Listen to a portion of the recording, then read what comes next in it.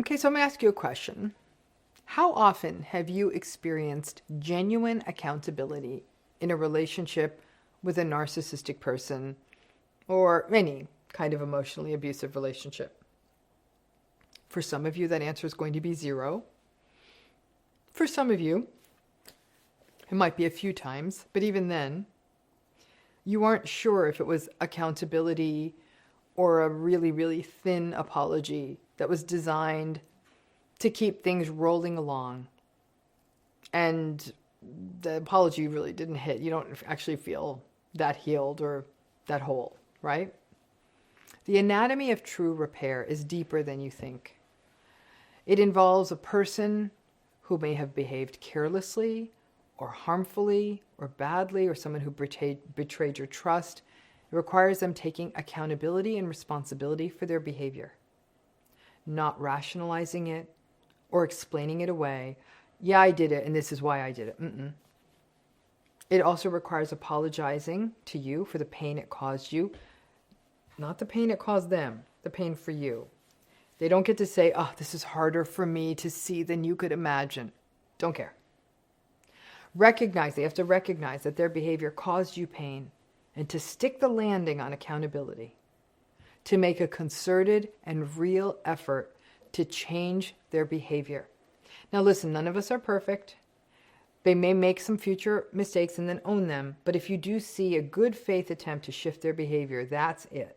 And with that, all those things I just listed, a relationship can move forward and grow, and despite the breach in trust or the harm or whatever it was, you may perhaps feel a little safer in the relationship.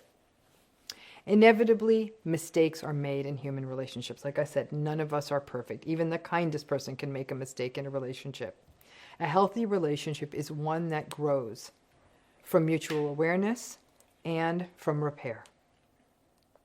The accountability is a key discriminant factor in narcissism. A fancy way to say that so many people throw this word around and aren't sure if someone in their life is narcissistic. But in fact, the accountability is the real pivot point. In a narcissistic relationship, you rarely, if ever, see it. So, why aren't narcissistic people accountable? There's lots of reasons, but the most basic one is because to be accountable brings up too much shame. They are invested in their self-portrayal as infallible, and it shifts the power dynamic in an uncomfortable manner. But then there is sort of the top line, top level of accountability, and that is something that I'm going to call spontaneous accountability. This is the top of accountability. What's spontaneous accountability? Well, it may not necessarily happen right away. A person may not, for example, do something wrong and then in 1 minute own up to it. But in spontaneous accountability, without anyone pointing it out, the person who has wronged anyone pointing it out, the person who did something that is hurtful or harmful owns it. They, without prompting, will say, that wasn't okay. I did the thing, whatever the thing is, and I am so sorry. I did say that, and I didn't account for your feelings, or yeah, I betrayed your trust, or I didn't show up when I said I would. They themselves recognize what they did wrong. So I'm going to share a personal example here. I'm going to hide enough details so the person doesn't come after me, but I'm going to share a personal story because I think it'll give you some sense of what I'm saying. So a very, very vulnerable thing happened to me, okay?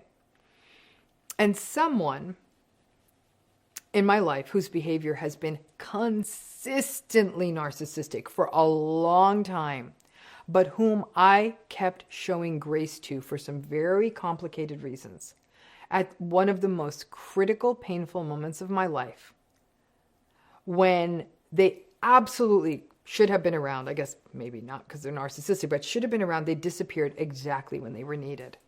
My sad, fawning ass even tried to protect this person, saying, I literally rolled up to them and said, I don't know if you want to leave right now. We do need you, and you may regret this choice in your own life. Like, I don't want you to feel sad for having missed out. But, not surprising, the person didn't listen, and they abandoned the situation. Then they had yet another chance to make it right the following week. And once again, they abandoned the situation and didn't show up. After that, something in me clicked, like it was audible. And I thought, hell no. And I had even in this process, on a very, very extraordinarily difficult day for me, attempted to explain to this person in a very clear way why leaving was bad. Even tried to help them so they wouldn't have to leave. I know. I didn't go deep. I didn't take my advice. I get it. But I'm glad I didn't take my advice. It was a bit of a tiger's cage situation because I know I could not have made myself more clear at a most vulnerable time how important it was that this person didn't do what they were going to do. And by making it clear and they still did the bad thing, there was absolutely no ambiguity in my mind. They did it. And after them doing it twice during a critical week, I went no contact. No explanation. They don't get one. This person sent flying monkeys to get information from me, and no response to any of them for me. I was blocking people any which way there was to get through to me. I had to turn to my brilliant team and said, I need to know how to block people. I was already going through an extremely difficult time. Let me tell you this, making this person feel better about their horrifying decision was not and never would be on my bingo card.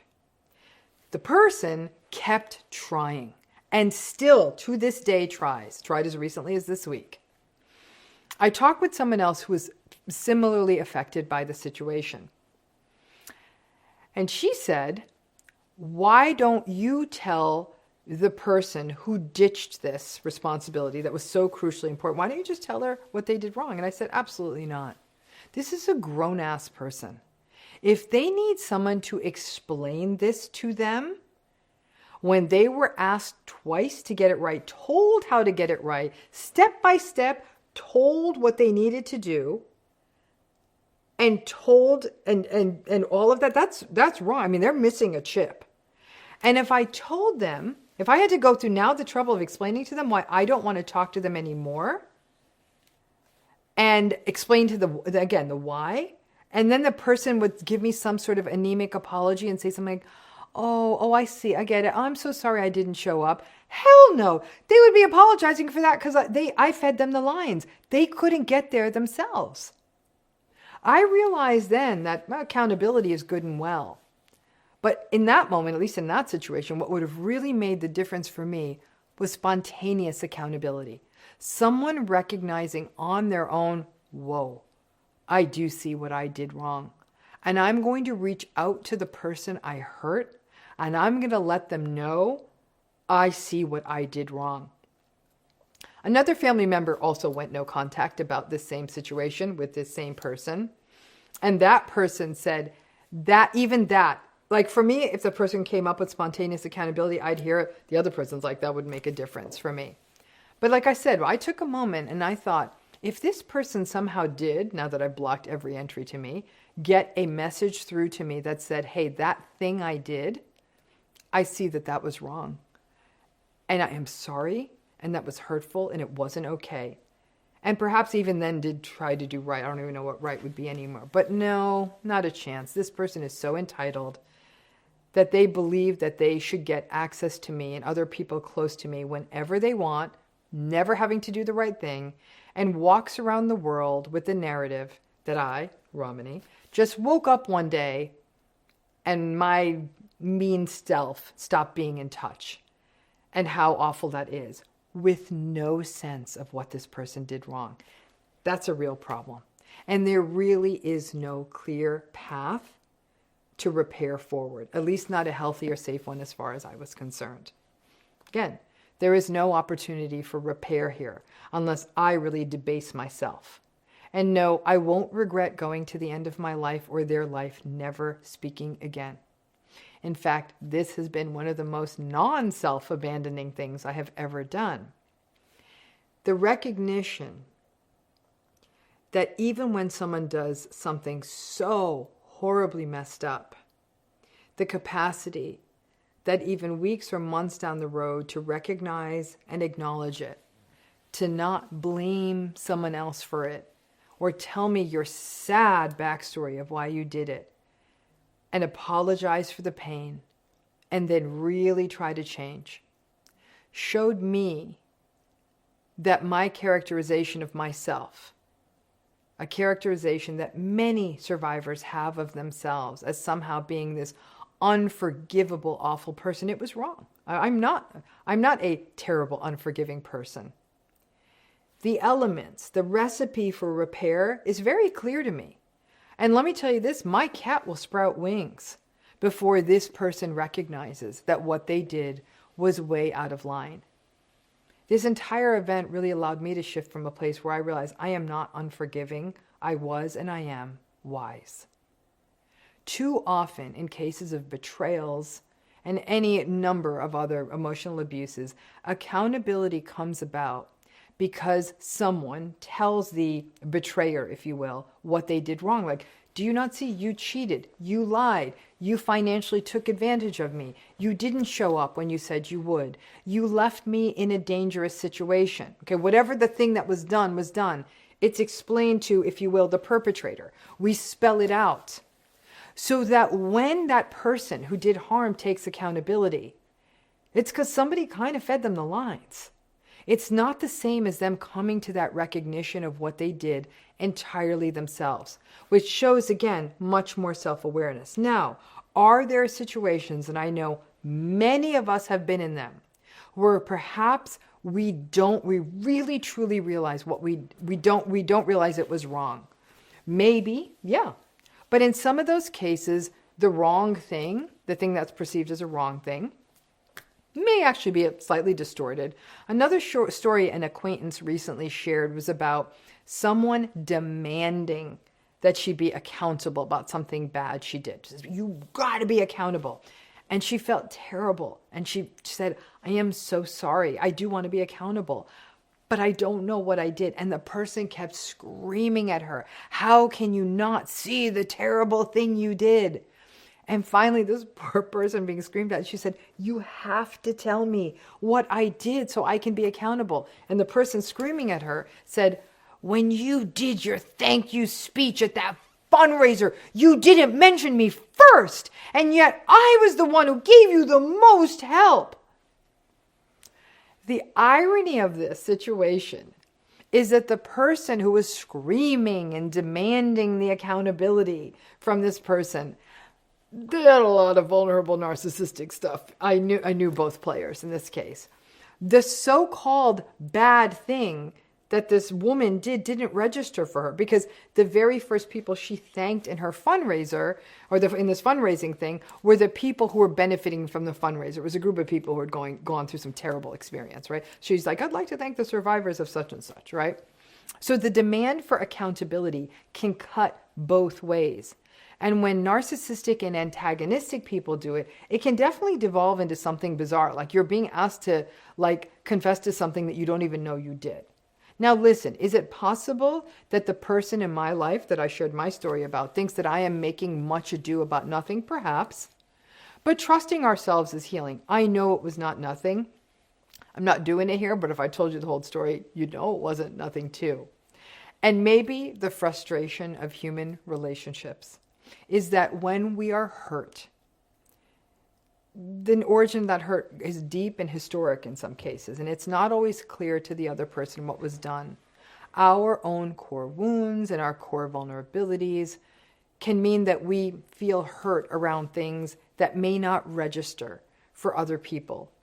In the healthiest version of this, where someone doesn't spontaneously take accountability, and we do point it out to them, they apologize not only for the hurt, but they also apologize for not seeing it right away.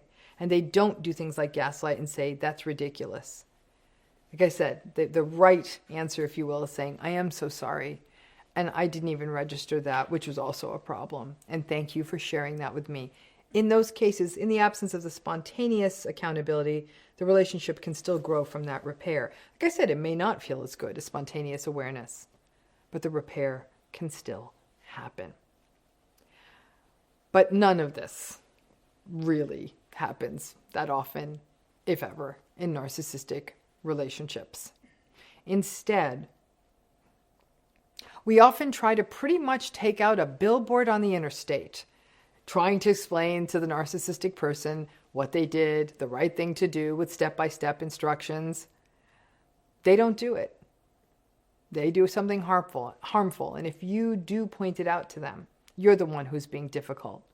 Or you're the one who gets a half-assed, I'm sorry you feel that way. Or I had a tough day that day. Or I can't believe you're holding this against me after all this time. Instead of a simple, yes, I did that. And I am sorry. There is no world where people close to us don't hurt us. That's just not how close human relationships work. Hurt is built into them.